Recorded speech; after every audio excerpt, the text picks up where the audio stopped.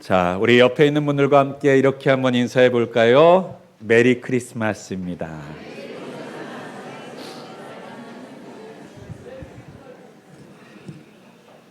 네. 영어식으로는 메리 크리스마스 해야 되는데 반말인 것 같아서 저는 자꾸 메리 크리스마스입니다라고 말하게 됩니다. 네. 네, 오늘 주신 말씀을 통해서 예수 그리스도께서 누이신 여물통이라고 하는 제목을 가지고 우리 하나님의 말씀을 함께 나누도록 하겠습니다. 우리가 읽은 오늘 본문 가운데 12절에 보면 이와 같은 말씀이 있습니다. 너희가 가서 강보에 쌓여 구유에 누워 있는 아기를 보리니 이것이 너희에게 표적이니라 하더니. 여러분, 저는 어렸을 때 시골집에 가면요, 그 시골집에 개를 키우고 있었습니다. 누렁이라고 불리던 개였는데요, 이 개의 개집이 바로 입 출입구 앞에 있어서요, 그 시골집을 들어가려면 꼭 이 개를 지나가야만 했습니다. 문지기인 것이죠. 그런데 이 문지기의 대우가 그렇게 썩 좋지는 않았던 걸로 기억하고 있습니다. 왜냐하면 그 앞에 놓여져 있는 개 밥그릇이 있는데요, 이 개 밥그릇이 너무 냄새가 나고 또 너무나도 지저분했던 기억이 있기 때문입니다. 요즘에 집에서 애완견 키우시는 분들은 아마 상상하실 수 없겠지만 여러분, 그 개 밥그릇은 절대 설거지를 하지 않습니다. 음식 위에 음식이 쌓이고 오물 위에 오물이 쌓이는 그릇이 바로 그 개 밥그릇이었는데요, 원래 그 개 밥그릇도 사람이 먹던 그릇이었음에 틀림이 없습니다. 그런데 오랫동안 사용하다 보니까 여기저기 찌그러지고 더러워지고 상해지고 하다 보니까 이제 더 이상 사람이 음식을 담아서 먹을 수 없는 그릇이 되니까 개에게 양보한 것이죠. 그리고 그 개 밥그릇은 화가 나는 누군가에게 공처럼 차이기도 하고, 때로는 애들이 장난치는 것 때문에 여기저기 던져지기도 해서 여기저기가 찌그러지고 어그러지고 해서 볼품이 말이 아니었습니다. 게다가 어릴 때 그 개밥 그릇에 밥을 대신 주려고 가보면요, 그 개밥 그릇에 몇 발자국만 다가가도요, 그 음식 쓰레기 냄새가 나는 것을 정말 싫어했던 기억이 납니다. 그 그릇은 그냥 찌그러진 그릇만이 아니라요, 냄새가 나는 그릇이에요. 그러니까요, 음식물 쓰레기에서 나는 냄새가 그 개 밥그릇에서 계속 납니다. 그래요. 그렇기 때문에 그 개 밥그릇들을 한 번쯤 씻어줄 만도 한데요, 개가 먹는 그릇이어서 그랬을까요? 한 번도 씻어주지를 않고 또 어차피 더러워질 그릇이니까 라고 생각하셔서 그러셨을까요? 그 그릇은 다시는 씻지 않는 그릇입니다. 오늘 본문에 있는 구유라고 하는 단어가 나옵니다. 구유. 이 구유를 우리나라 말로 다시 한번 표현하면요, 여물통이라고 말할 수 있습니다. 이 여물통은요, 개밥 그릇과 마찬가지로요, 짐승에게 먹이를 주는 그릇입니다. 말이나 나귀들에게 먹이를 주기 위해서 만들어진 그릇이죠. 그 구유도 그 여물통도요, 분명히 깨끗하지는 않았을 것입니다. 그 말과 나귀들의 혀로 그 그릇을 핥고 또 핥았을 것이고요, 침과 마른 그 풀들이 엉겨 붙어서 그것들이 썩는 냄새들이 아마 만만치는 않았을 것이라고 생각을 합니다. 그런데 오늘 본문에는요, 그 썩은 냄새와 악취가 담겨져 있는 그 구유 안에 우리를 구원하신 아기 예수께서 누워 계셨다라고 말씀하고 계십니다. 특별히 이 구유는 먹이를 담는 그릇입니다. 먹을 것을 담는 그릇이에요. 특별히 예수님의 탄생에 대해서는요, 먹을 것을 연상시키는 많은 것들이 담겨져 있습니다. 첫 번째는 구유이죠. 말에 나귀에 먹이들을 담는 그 그릇이 바로 구유입니다. 또 예수님께서 그 태어나셨던 곳이 바로 베들레헴. 베들레헴이라고 하는 뜻은요, 벳과 레헴이라고 하는 단어가 합쳐진, 우리로 말하면 떡집, 빵집이라고 하는 뜻을 가지고 있는 지명이지요. 그러니까 예수님께서는요, 말의 먹이가 되는 구유에만 누워 계셨던 것이 아니라 바로 떡집, 빵집, 사람들의 먹을거리가 되는 것의 명칭을 가지고 있는 이 베들레헴이라는 곳에서 태어나셨던 것입니다. 그래서 그럴까요? 이것은 그저 우연이 아닙니다.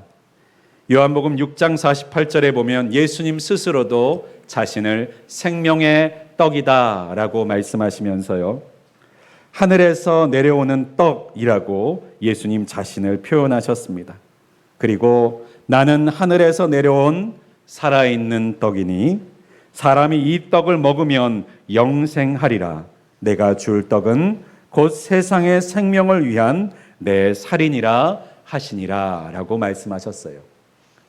그러니까 예수님 스스로도 자신이 인류를 위해서, 죄를 위해서 제물이 되어야 될, 먹이가 되어야 될 사명을 갖고 오셨다라고 하는 것을 우리에게 들려주고 계시는 것이죠. 그렇습니다. 바로 예수님께서는요, 그 이름 그대로 자기 백성들을 죄에서 구원하시기 위해서, 우리에게 먹여주시기 위해서, 우리에게 담겨주시기 위해서 오신 분이라는 것을 우리에게 계속해서 말씀하셨던 것입니다. 우리가 성탄을 기뻐하면서 즐거워하고 있습니다. 예수님께서 우리에게 오심을 즐거워하고 기뻐하는 날이기 때문이죠.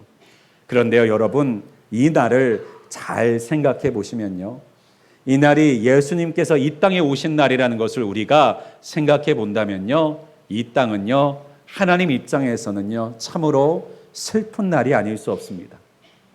여러분, 가끔씩 사람들이 기뻐하는 명절이나 어린이날 같은 날, 사랑하는 이를 잃어버리시는 분들이 계십니다. 그러면요, 그 날은요, 모든 사람들이 기뻐하는 날이지만요, 그 슬픔을 겪은 사람에게 있어서는 그 날은요, 나를 떠나간, 그리고 내가 잃어버린 그 사람을 생각나는 날로 그 사람들의 기쁨을 함께 나누지 못하고 슬퍼할 수 있는 날이 되는 것이죠. 그런데 예수님께서 이 땅에 오신 날은 어떤 날입니까? 하나님 입장에서는요, 이제 33년이 지나면 예수님은 십자가에 달려서 우리를 위해서, 죄를 위해서 달려 고통당하시고 죽어야만 하시는 사명을 앞두고 이 땅에 오시고 태어나신 날이 되는 것이죠. 그렇습니다. 여러분, 이 땅에 태어나는 사람들 가운데서 잘 살기 위해서 태어나는 것 아닙니까? 그래서 우리는 다 살려고 이 땅에 태어나고 있습니다. 그래서 갓 태어난 아이들을 우리는 바라보면서요, 부모님들은 꿈을 꿉니다. 이 애를 잘 키워야지. 좋은 학교를 보내고 잘 입히고 또 조금이라도 더 잘 사는 인생으로 만들어 주어야지 라고 생각하죠. 그런데 이 예수님을 바라보실 때 하나님은요, 죽음을 생각하고 계십니다. 33년 후에 이 아들을 십자가에서 죽여야지. 내 아들을 죽여서 이 세상 사람들을 모두 살려야지. 그게 우리 하나님 아버지의 자녀에 대한 비전이었던 거예요. 그 사랑을 우리가 어떻게 측량하고 헤아릴 수가 있겠습니까? 예수님이 살아가셨던 33년은 결국 십자가를 향해서 걸어가는, 하루하루 나아가는 인생이었던 것이죠. 하나님의 계획은 예수님의 죽음이셨고 예수님의 십자가였습니다. 여러분, 세상의 모든 종교들은요, 자신을 위해서 희생의 제물을, 귀한 것을 바치라고 합니다. 귀한 것을 바칠수록 더 큰 것을 줄 것이다, 더 너희들이 원하는 것을 이루어 줄 것이다 라고 말하는 것이 세상의 종교들이에요. 그런데요, 하나님께서만은요, 자신의 독생자를 희생제물로 바치셔서 우리를 살려주셨다라고 하는 것입니다. 하나님은 천지를 창조하신 위대한 분이시지만 천지를 창조하신 것보다 더 위대하신 것은 바로 우리를 위해서 예수님을 우리에게 보내주셨다라고 하는 사실이라는 것을 우리가 꼭 기억하실 수 있기를 간절히 소망합니다. 그렇다면 이 예수님께서는 누구에게 오셨는가요? 먼저는 이 세상 가운데 오셨습니다. 여러분, 근데 이 세상, 예수님께서 희생하실 만한 가치가 있는 세상이라고만 보이십니까? 매일매일 뉴스를 보고 신문을 보면서 참 이 세상 참 우리가 보기에도 답답하고 답이 없어 보이는 것이 이 세상이 아닙니까? 하루가 멀다 하고 잔인하고 끔찍하고 인륜을 저버리는 범죄들이 하나 둘 멈추지 않고 계속해서 일어나고 있는 땅이 바로 우리가 살고 있는 이 땅이 아닌가요? 그런데 예수님께서는요, 하나님께서는요, 이 땅을 위해서 예수님을 보내주셨다라고 말씀합니다. 그래서 요한복음 3장 16절에 이렇게 말씀하십니다. 하나님이 세상을 이처럼 사랑하사 독생자를 주셨으니 이는 그를 믿는 자마다 멸망치 않고 영생을 얻게 하려 하심이라. 이 세상을 위해 보내신 예수 그리스도는 또한 이 세상만을 위한 것이 아니라 우리 한 사람 한 사람을 위해서 보내진 하늘의 떡, 하나님의 사랑이라는 사실을 기억하실 수 있기를 바랍니다. 그런데요, 여러분, 예수를 계속해서 믿고 하나님과 계속해서 동행하다 보면요, 여러분, 그 마음에 우울함이 찾아옵니다. 왜 우울함이 찾아오는지 아십니까? 하나님을 묵상하면 묵상할수록 하나님이 어떤 분이신지를 알면 알수록요, 나와 하나님이 자꾸 비교가 되는 거예요. 하나님은 우리가 보면 볼수록, 묵상하면 묵상할수록 거룩하신 분이시고 완벽하신 분이시고 완전한 분이신데, 내 자신을 바라볼수록 나는 하나님과 비교했을 때 너무나도 초라하고 연약하고 쉽게 무너지고 죄 앞에서 쉽게 흔들리는 나의 모습을 바라보니까, 여러분, 하나님을 바라보고 나를 바라보니까 내가 더 초라하게 여겨지는 것입니다. 마치 개 밥그릇처럼, 마치 이 여물통처럼 우리 자신이 여겨지게 되는 것입니다. 그런데요, 그 가운데서도 낙심하지 마십시오. 실망하지 마십시오. 우리 하나님께서는 우리를 깨끗하기 때문에 사랑하신 것이 아니라 사랑하시기 때문에 깨끗하게 만드시는 하나님이시기 때문입니다. 디모데후서 2장 20절에 있는 말씀에 보면요, 이와 같은 말씀이 있습니다. 큰 집에는 금그릇과 은그릇뿐 아니라 나무그릇과 질그릇도 있어 귀하게 쓰는 것도 있고 천하게 쓰는 것도 있나니, 그러므로 누구든지 이런 것에서 자기를 깨끗하게 하면 귀히 쓰는 그릇이 되어 거룩하고 주인의 쓰심에 합당하며 모든 선한 일에 준비함이 되리라. 여러분, 이 말씀을 우리가 묵상하고 나면 어떤 소망이 생깁니까? 깨끗한 그릇이 되어야지. 그런데 여러분, 깨끗한 그릇이 되려고 노력해 보기 시작하면 어떤 일과 마주하게 되시는 줄 아십니까? 나는 깨끗해지기가 어렵구나라고 하는 것을 경험하게 됩니다. 제가 고등학교 때 하나님을 인격적으로 강하게 만나고, 그 다음에 하나님께서 저에게 주신 마음이 하나님 앞에 거룩하게 살고 싶다, 깨끗하게 살고 싶다라고 하는 소망을 주셨어요. 그래서요, 어떤 마음으로 살았냐면요, 하나님, 내가 죄를 짓지 않고 살기를 원합니다. 하나님을 아프게 하는 그 죄를 내가 저지르지 않으면서 살겠습니다 라고 다짐했어요. 그런데요, 잘 되지 않는 거예요. 그 하루 종일 공부만 하는 고등학생이 죄를 지으면 얼마나 짓겠습니까마는 내 마음과 내 생각에 있는 죄까지 통제가 잘 안 되더라는 것입니다. 그래서요, 결단을 했습니다. 내가 죄된 생각을 하면, 내가 죄를 지으면 내가 한 끼 금식을 하겠다. 그래서요, 죄를 짓는 생각을 하고 죄된 마음을 품으면 금식을 하기 시작했습니다. 제 기억으로 한 2주 정도 해봤던 것 같습니다. 그런데요, 죽을 것 같아서 포기했습니다. 밥을 먹을 틈이 없더라고요. 그렇게 살면. 그렇습니다. 그때 느꼈던 것이 무엇이냐? 야, 거룩하게 살 수가 없는 거구나. 나는 이렇게 죄에 짓지 않고 하루를 살아가지를 못하는 이렇게 무기력한 인생이구나 라고 하는 것을 경험했던 기억이 있습니다. 그렇습니다. 그래서 그럴까요? 고린도후서 4장 7절에는요, 우리를요 질그릇이라고 표현합니다. 여러분, 질그릇이 뭡니까? 진흙으로 빚은 그릇이에요.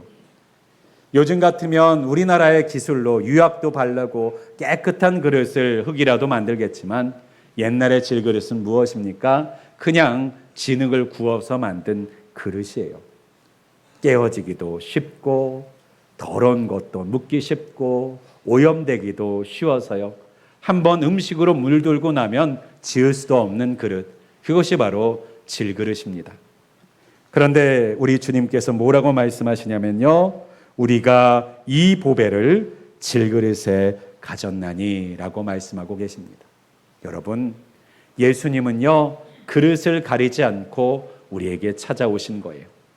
우리가 깨끗한 그릇이기 때문에 찾아오신 것이 아니고, 우리가 잘 준비된 그릇이기 때문에 찾아오신 것이 아니라, 우리를 너무나도 사랑하셔서 우리 스스로는 깨끗해질 수가 없고 완벽해질 수가 없고 거룩해질 수 없는 그 그릇 가운데 찾아오셔서 그 그릇을 사랑하셔서 자신의 피로 씻으시고 자신의 살로 닦으시면서 그 그릇을 거룩하게 만드셨던 것이, 만들어 가시고자 찾아오신 것이 바로 우리 예수 그리스도시다라고 하는 것입니다.